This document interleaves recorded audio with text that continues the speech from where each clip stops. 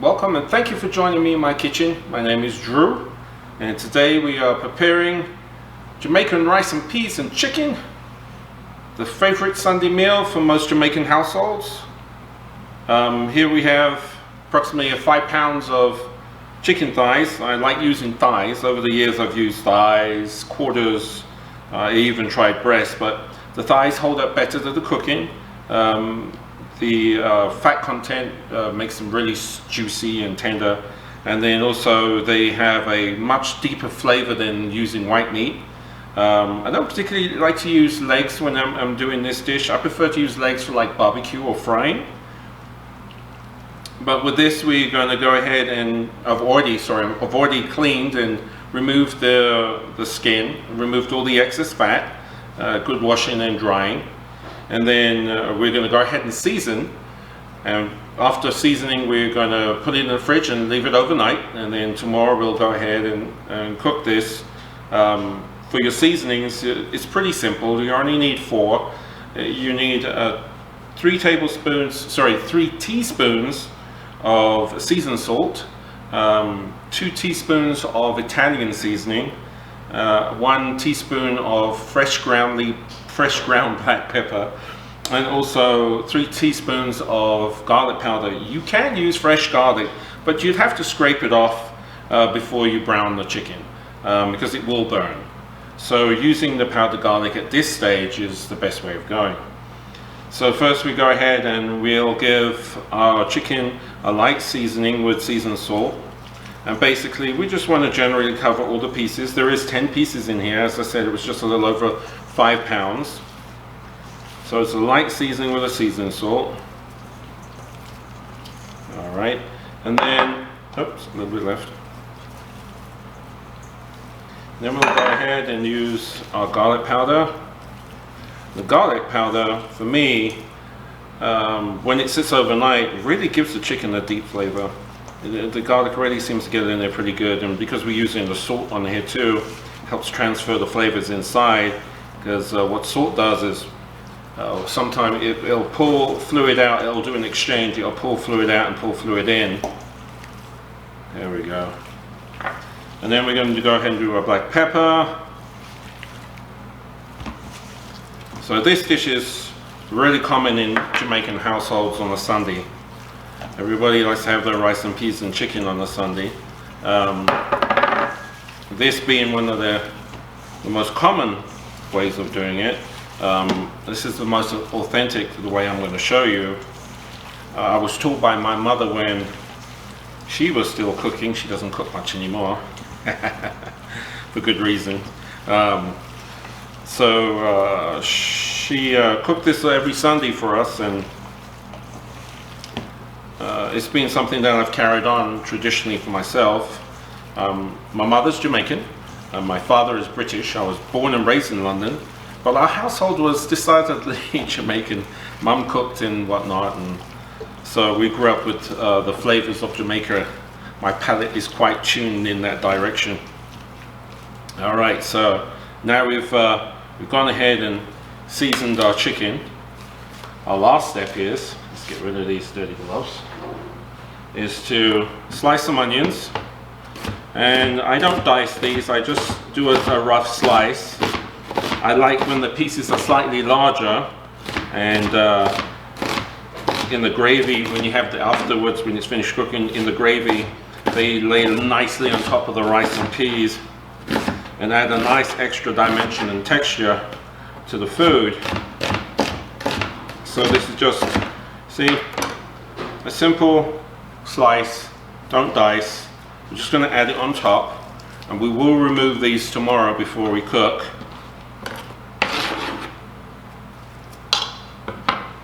Well, we'll remove the ones that we prepared yesterday for today before we cook. There we go, seasoning, very easy. Cover it with some cling wrap, put it in the fridge, leave it overnight, take it out about 30 minutes before you cook, get it closer, get some of the coolness off of it so it'll cook better on the stove. The next step would be to prepare your pan and we'll fry. So let's go ahead and get the one that I prepared last night to cook for today.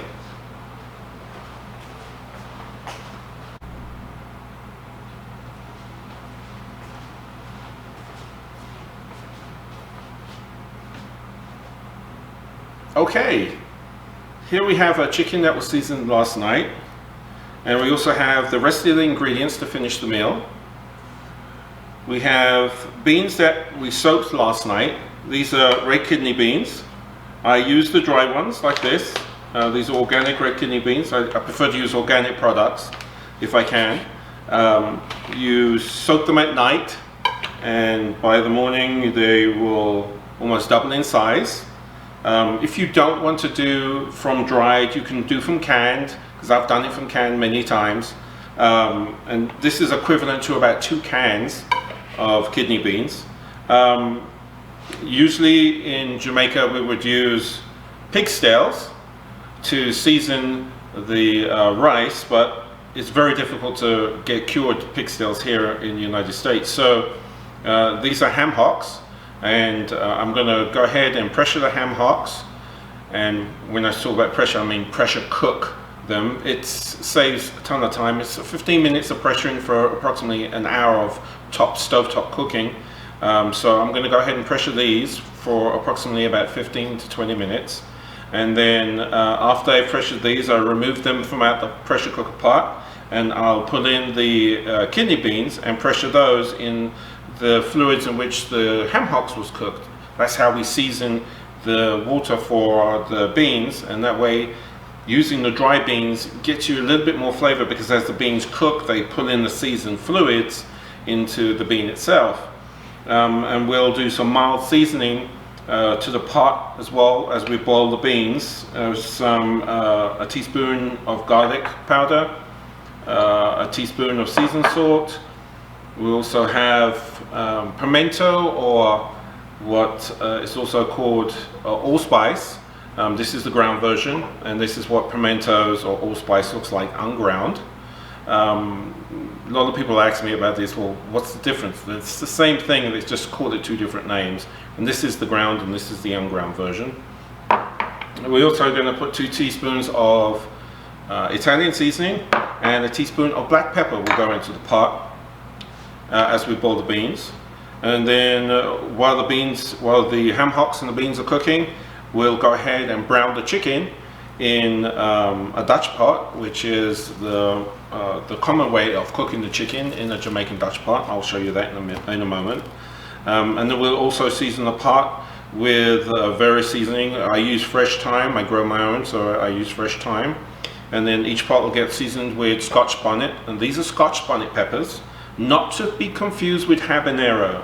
So this is a habanero pepper, and as you can see, it's quite different. It doesn't have the puckered top like a bonnet. If you see, it's quite pointed and very flat and flush. The habanero is a very hot pepper, but it has no flavor. Scotch bonnets are typically a bit hotter than habanero, and they have tons of flavor, tons of rosy flavor, and their aroma is amazing. So if you go to the store, so you can even smell it, it's not even broken. You can go to the store, and if somebody tells you it's a Scotch bonnet, all you have to do is just be careful though, don't rub your eye or anything after you've done it. Just pinch the end to see if you can smell it, and you will smell it. It's a very, very strong aroma, and only Scotch bonnets have it. Habaneros do not. And it's the aroma, the flavor that actually seasons the food and give it the flavor in which habanero cannot. This is a Jamaican favorite, and we use it in a lot of our dishes. Also, the rice that we're going to use today in our rice and peas, this is parboiled long grain rice. Traditionally we would use long grain brown rice, but a lot of people have a lot of problems cooking the long grain brown rice, so the parboil is really, really easy to use. If you overwater it, it takes it on pretty good. If it's less water, you can always add it and it will still fluff. It doesn't stick together and clump together like some other rices do, and it's very easy to use, as I said. And in addition, we add scallion to the pot, or green onions, or spring onions, whichever you want to call them. They are all the same thing. In Jamaica we call them scallion. In the United States they usually call them green onions, and these are organic green onions. And we'll add that to the pot as well. So we'll go ahead and we'll start with the ham hocks. I'll start pressure cooking those. If you don't have a pressure cooker, you can boil them on the stove for about an hour, hour and 15, hour and 20 minutes. Should be enough. Don't be afraid of using a pressure cooker. A lot of people say, oh, I'm scared of, I've seen them blow up and all the food's on the ceiling and whatnot. I've been using a pressure cooker for decades and I've never had a problem, ever. And there's fail-safes in pressure cookers to prevent these things from happening. Now, if you have pressure cookers that are failing, it's failing because they were poorly made, they were incorrectly used, or you didn't have enough fluid in it, or too much fluid inside the pot.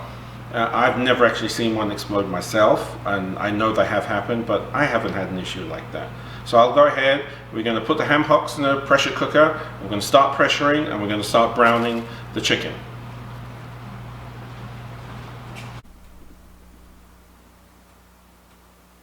Okay, here we go. Let's get into this. So this is a typical pressure cooker. This is a Presto. This one is probably 15 years old or so.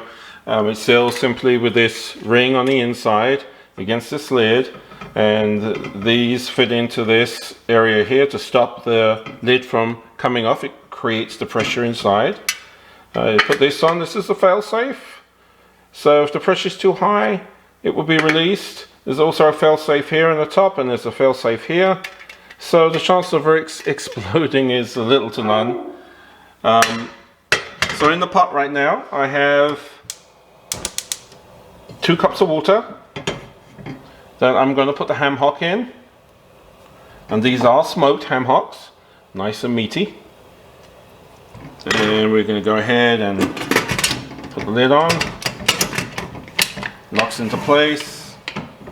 And we'll just leave it there for it to start pressuring. And on this side of the stove, this is a traditional Dutch pot. This is a good old-fashioned heavy one. It's typically used to cook most of our dishes. For brown stew chicken, I cook goat in here, I cook curry chicken in here. Any meats that I'm going to typically cook in some kind of sauce or a gravy will go in this pot. I love using this pot. It does not stick as long as you heat the pot properly. It's kind of like using a barbecue grill outside. As long as you leave the meat down in there long enough, it will pull up, turn easily, and you'll have a nice brown, golden brown color on the exterior. So we're going to heat the pot. I want it to be high. I want the pot to get pretty hot because I'm going to put cold chicken in there. So to make sure it browned and it doesn't steam, you want the pot to be pretty hot. I'm going to use approximately a 1/4 cup of oil, or a little less. This is canola oil. You can use olive oil or any of your favorite oils that can handle high temperature. Just roll it around the pan a little bit. Alright. So you get your pot nice and hot. Here's our chicken. And we don't cook with the onions on because the onions will burn. So we just put the onions to one side. Like this, out of the way. Boy, these onions are strong too. And seasoning it overnight and leaving the onions in the bowl with the chicken really infuse the chicken with some flavor. Really does help a lot. Makes a huge difference. Some people are, oh, this is kind of a waste of time, but it really isn't. It does make a difference. I've done it with and without, and I've noticed the difference myself. Alright. So you do be careful because I use a long tongue to make sure that I don't burn myself, don't get splashes, because I'm too beautiful to be burnt. Okay, here we go. So, test the oil. Here's the sizzle. Alright, just walk it around the pan for a second. See how hot this pot gets, how quickly it gets hot. And there we go, another piece. You don't want to put too much in the pot. As I said, you'll have the same result if you don't have the pan high enough and the pan is too cool, then you'll end up sweating the meat instead of frying it. So add slowly so you don't cool off the oil in the pan too much, too quickly. and don't add too much meat to it.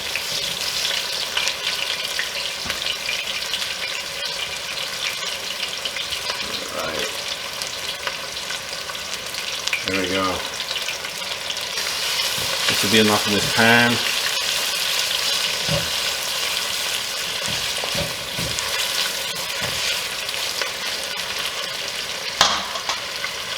So it takes approximately 7 to 8 minutes per side, and once it's brown you flip it over, brown the other side, and then we'll just take the chicken out and rest it on the plate for a time being. It will not be cooked all the way through, it will only be browned on the outside, and it would not be safe to eat at that point in time. But we will brown it, take it out for a few minutes to sit it to one side while we brown the other pieces, and then once all the pieces are browned, we'll return everything back to the pot. But by that time, inside the pot we'll have a really nice caramelized coating on the bottom, and we'll go ahead and sweat that off and make a brown gravy that goes with the chicken.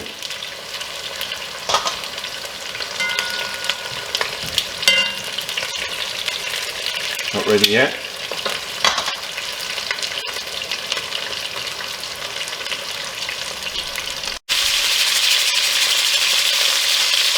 As you can see, pressure cooker's pressuring. A little wobble on the top, so it means pressure's coming out of the pressure cooker. It's going to be like that for about 15 minutes. And here we go in our chicken. It's nicely browning. See that nice golden brown color? It's exactly what we need. And we're going to go ahead and finish brown the rest of the chicken. And let the ham hocks pressure out, and we should be good to go. Okay, as you can see, our ham hocks are pressured. They're beautiful too. Look at the meat on that. Oh, they smell so good. And then we still have the liquid from the ham hocks in the pan. And also, the chicken is browned. See that color? That beautiful golden brown, that is nothing but flavor right there. Beautiful. Alright, next thing, turn back on the pressure cooker, and we're going to go ahead and add our peas, which are our kidney beans.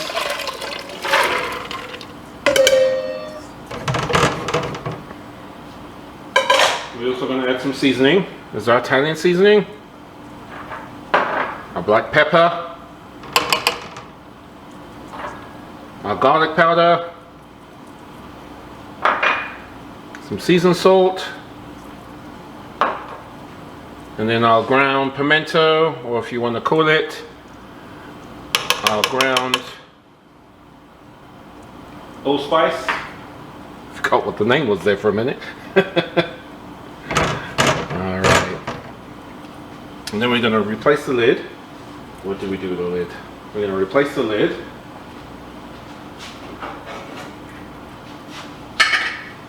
And pressure these peas for approximately 15 minutes. If they were canned peas, you would go to the next step because the canned peas are already cooked. We would put the canned peas in the pot and start the next step of the rice and peas. But if you are cooking these dry peas without a pressure cooker, it would take approximately an hour, hour and 15 minutes, depending on the peas, the kidney beans. It would take about an hour and 15 minutes to do it on the stove top in a regular pot. Okay, this is the next step.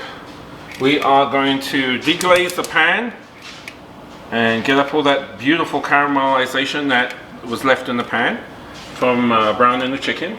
So this is approximately 2 cups of water. It depends on how much chicken you cook. As I said, that was just a little over 5 pounds, around about 10 pieces of thighs. But 2 cups of water to start with. The chicken will actually shed fluid, so there will be more water. There will be more fluid in the pot before it's finished. So don't worry about that if it doesn't seem like it's enough.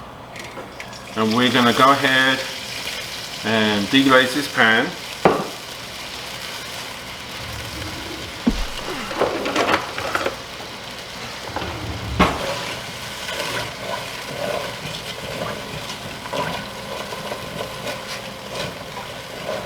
All that seasoning there in the bottom. This is what adds the extra depth of flavor.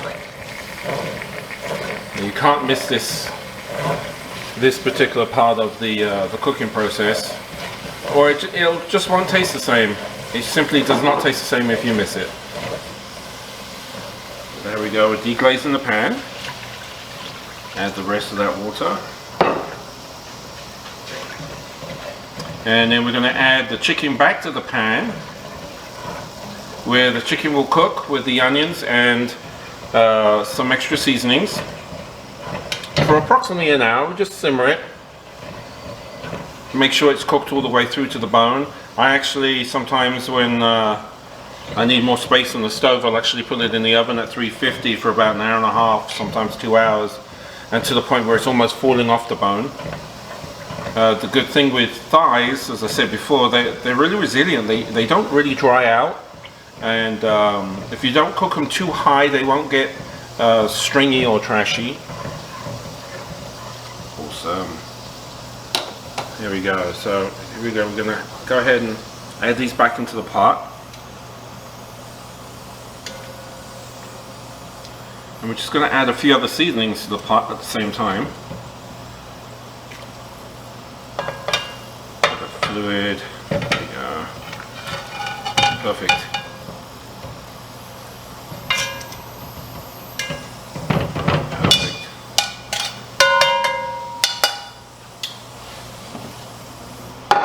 This time we're going to go ahead and add the onions back to the mix.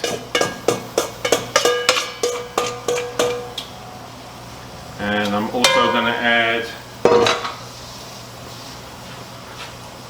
a bunch of my thyme right here, fresh thyme, and one of the Scotch bonnets. I'm going to add here to the pot. Okay, the peas are being pressured. They've cooked all the way through. Your pea should look kind of like this when it's finished. Have a nice softness to it, but not completely falling apart, because we are going to cook these just a little longer. So here you'll see that I took the meat off of the ham hock bones. I'm going to add that back to this pot, and then in addition to that we are going to add our coconut milk. This is the secret part. It's what makes it so smooth and creamy and fluffy and tasty, and oh, I just want to get in the pot myself. So here we go. This is coconut milk. It's Thai original, organic. It's unsweetened. As I said before, I like to use organic when I can. And then to the pot we will now add our other seasonings. So we have our Scotch bonnet pepper. We're also going to add ourselves some thyme, 2 roughly chopped cloves of garlic, and then our spring onions or scallions, and basically we just bruise them with the back of a knife. We don't chop these up because this actually gets removed when it's cooked. So we're going to put those in, and then shortly we're going to taste it once it's boiled up to make sure that we have enough salt in the water. And the point of checking it is anytime you're cooking rice or potatoes or anything of that starchy nature, it uses a lot of salt. So I will taste it to make sure there's enough salt to withstand the rice once it goes in. It should be just slightly salty to the taste before you put the rice in. But we'll just let this simmer for a few minutes, and then we'll check the salt level, and then we'll add our rice. Here in our other pot we have our chicken cooking, and we're going to add a combination of Grace Browning, which is a Jamaican sauce that you can find in most international stores, and some cornstarch. If you can't find a browning, you could just go ahead and use a brown gravy mix. That would help. That would probably work as well too. So I have that now mixed in this container that we're going to add. We're also going to add 3 cloves of roughly chopped garlic. As I said before, we didn't add this earlier with the seasoning because it will burn when you're browning the chicken. Give it a quick stir. Make sure that when you're stirring that you don't hit the Scotch bonnet that's in the pot, because if you pop the Scotch bonnet, chances are you might not be able to eat it. It'll be so hot.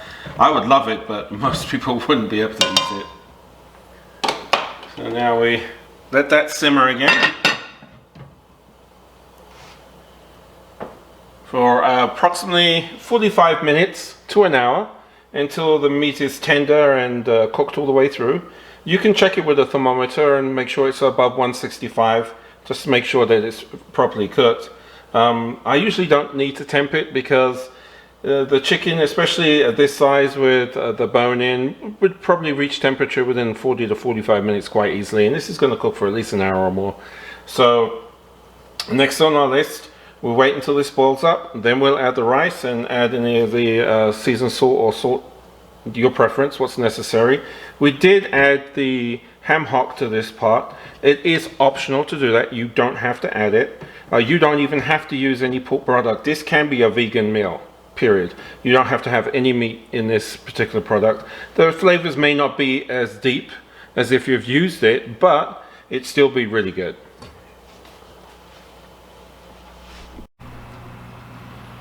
Okay, so our pot's boiled up, and you should have approximately, included with the beans and your other seasonings in the pot, you should have approximately about 3 cups of fluid in here.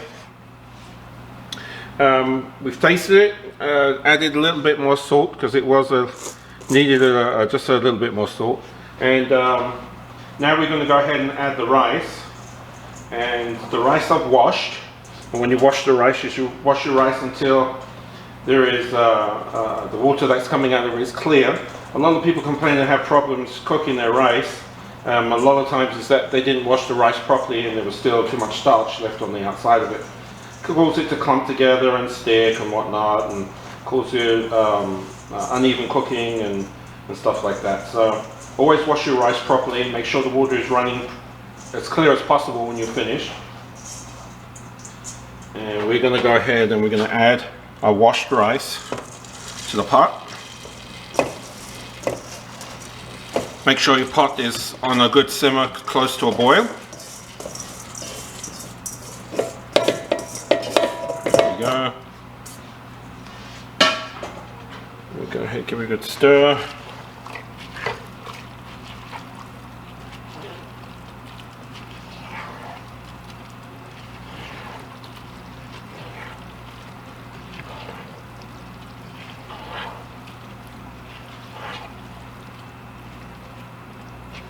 Alright, make sure that we get a good boil on the pot before you turn it down to simmer. Keep the lid on, no peeking. Once you get the fluid in there boiling, turn it down to a medium-low heat so it can simmer the rest of the fluid out, and after about 15-20 minutes, turn it down to low and just let it sit, and it will simply steam the rice and all the flavors will go inside the rice and you'll have some awesome rice and peas. Okay, while we have the rice, peas and the chicken simmering, we're going to add a side dish to today's dinner, and today we're going to have plantains. And these are fully ripe plantains. And I know you're thinking, oh, they've gone bad. No, they're not overripe and they haven't gone bad. This is a planting as well. And as you can see, it's not fully ripe yet. If you was going to make tostadas, what do you call those again? The ones that you smash and you fry and then you deep fry again and salt, you would use one of these. But to cook for frying, this is perfect. Couldn't be any better. So we're going to prepare these three today. Basically, you simply cut the end off on both ends. Take the knife and you score down the side and gently peel. And if you see inside, it's a perfectly ripe banana, plantain, and we're going to cut here on the flat side. Not too thin, not too thick. Still want them to stay pretty meaty. This is about as thick as you want it.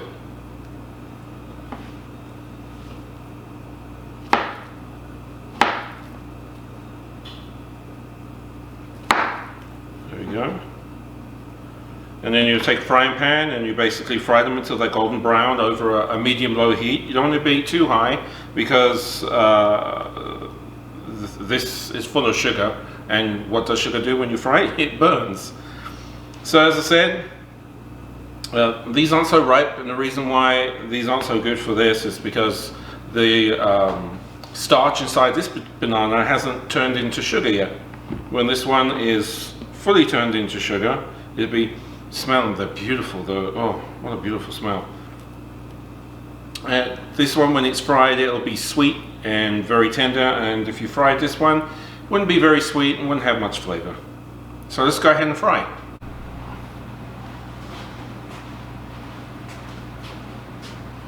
Okay, so now our plantains are fried, golden brown, sweet, super delicious. These are my favorite. Let me put these to one side for now and cover them, keep them warm. Hi, carrot juice is my favorite. Hi, Mama. You gonna come and help me finish? Okay. All right. This is Mama. This is the reason why I cook. So today we're gonna make carrot juice, Jamaican carrot juice. And in Jamaican... We usually what? grate this. Yeah, back in the day we would grate the carrots and then squeeze them out in a cheesecloth. And then I have a juicer. I juice carrots a lot of the time too, but for the convenience of today, I'm going to use the bottled form. These are organic carrot juice. And the ingredients is really simple. It's just 5 simple things. This is the carrot juice. It's the sweetened condensed milk. We have 2 teaspoons of nutmeg and 2 teaspoons of pure vanilla. And just for a flavoring is the special thing. Ooh. This is Ray and Nephew's overproof white rum. Comes from Jamaica. It has a distinctive flavor, distinctive smell. We use it for flavoring more than anything else. There's a lot of people that drink it, but we use it for flavoring for more than anything else. So today we're going to make the carrot juice and flavor it with the white rum. If you want to keep it as a vegan option, you can substitute the condensed milk with a creamer, and like this one here, this is a coconut creamer and it's a sweet cream, so it's sweet. It gives it the same kind of creamy flavor and it gives the sweet that the condensed milk does. So if you want to keep it a little vegan-like, this is the way to go. But today we're going to use the original recipe. So we're going to pour the carrot juice in the bowl. And oh, it's beautiful color. And then go ahead and add the nutmeg. Yep. And I will add the vanilla. And Mama's going to add the condensed milk. And Mama likes it sweetish, let's say. Oh dear. So you stir gently until you get everything in consistency. You've got to work the nutmeg in pretty well because it will float on the top. But as you stir it, it will slowly mix together. And when you add the white rum, it is really just for flavoring. No other reason than flavoring. So it's approximately a tablespoon of white rum. You can add more, like Mama does. Don't tell about my secrets. Secrets. Mum has a lot of secrets, but we won't talk about them on screen because she'll get a little embarrassed. But Mummy has a lot of secrets, don't you, Mummy? No. Don't you like hiding food? Stop that. So we don't know what you're eating? Because you're not supposed to have a lot of sweets, are you? I know. No. I'm your 6-year-old, aren't I? That's right, you're my 6-year-old. So this is all to taste. You can add more sweetener, more condensed milk to sweeten it. You can add more vanilla if you prefer a more vanilla taste. You could add more the nutmeg. And also obviously the white rum. You could add a lot more white rum. But like Mama do. Mama does. if your little children sample this, I would go light on the white rum. We usually don't put any. Mama never put any when you're kids. When Now we you could growing. actually use a rum flavoring instead of the white rum, which probably would help some. But the flavor wouldn't be exactly the same, but it wouldn't have the alcohol. And we have right here a glass. While you're tipping that in your hand. Naughty Mommy. Yes, you're a naughty mummy. So to taste it to see if it's sweet enough. Actually, that's perfect. Actually, you could do a little bit more. Yeah, just 10 more. Okay, go back to stirring. Snap, snap, Yes, snap. yes, sir. But the rum is perfect. It doesn't need any more rum. This is a very easy thing to make. So on another day we may have made sorrel, which we usually make around the holidays. And that's made from a hibiscus, or what a lot of the other South American countries call Jamaica. And then we may also make a lime punch, or gooseberry, gooseberry or sweet sap. When For every Sunday my mom used to make carrot juice, or papaya juice, yeah. or sweet sap juice with a Sunday dinner. Nice. And we try to do the same as it's almost traditional. So we We carry try on to do the same. We try to carry on the traditions. Let's try it now. What's this? Oh, that's so nice.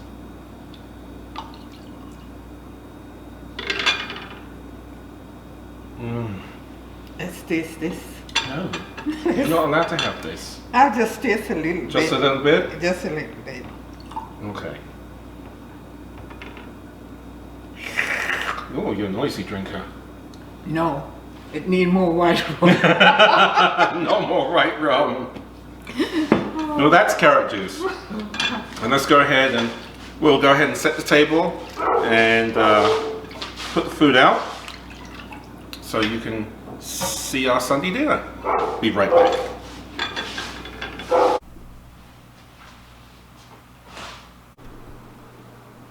Here we go, folks.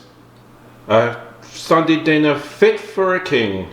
Rice and peas and chicken and plantains. What a beautiful meal. If you notice how beautifully smothered the chicken is and the onions and the fluffy rice.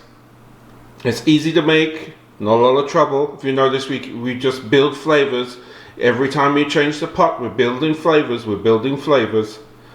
I hope you enjoyed this video today. I enjoyed making it for you.